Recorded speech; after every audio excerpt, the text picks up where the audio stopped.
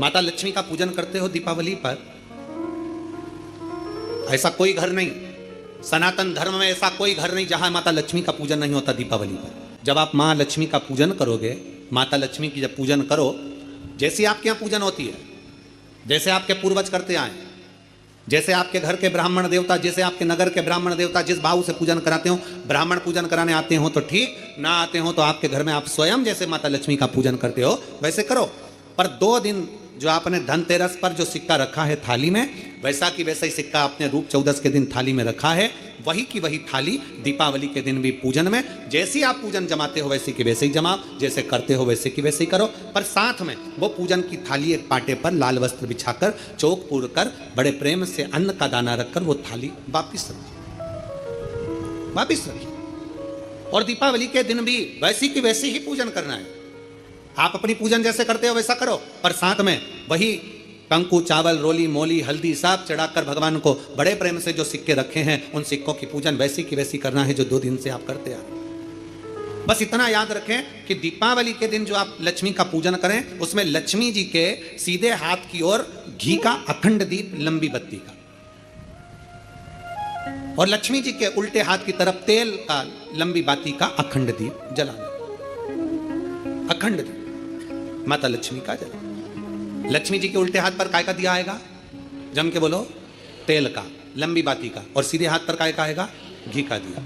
दोनों दीप अखंड जलाना है, जो रात्रि को जलें, सुबह तक वो जलते रहें, ऐसा दीप पर ध्यान देना है। और माता लक्ष्मी की पूजन कर कर जो सिक्के आपने रखे हैं उस पर 5 या 7 कमलगट्टे, हल्दी की गठान, अमरबेल के टुकड़े।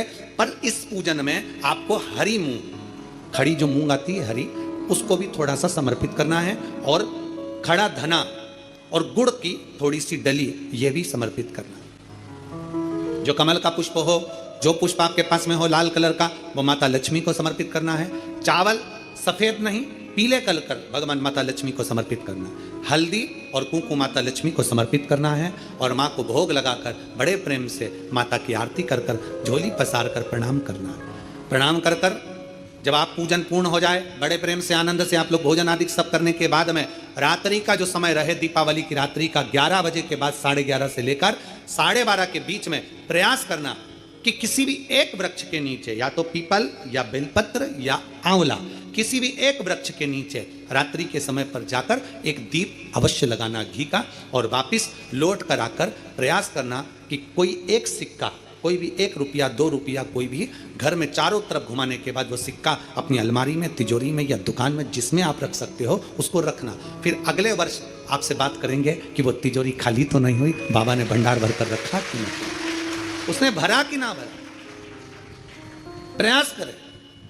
लक्ष्मी पूजन का बस पूजन जैसे करते हो, आपके जैसे ब्राह्मण ने बता दिया, जैसे माता पिता ने बता दिया, जैसे पूर्वजों ने बता दिया, जैसे घर में करते आए हो वैसी की वैसी लक्ष्मी पूजन करो। ज्यादा ढोंग प्रपंच में नहीं पड़ना, किसी ने कहा ऐसा कर दो ना, किसी ने कहा वैसा कर दो ना। अपने आनंद के साथ आप लक्ष्मी की साधारण पूजन जैसे करते आए हो वैसे की वैसे करो। बस वो सिक्के की पूजन आपको 5 दिन तक करना है। तो दीपावली के दिन कौन सा दिन हो जाएगा?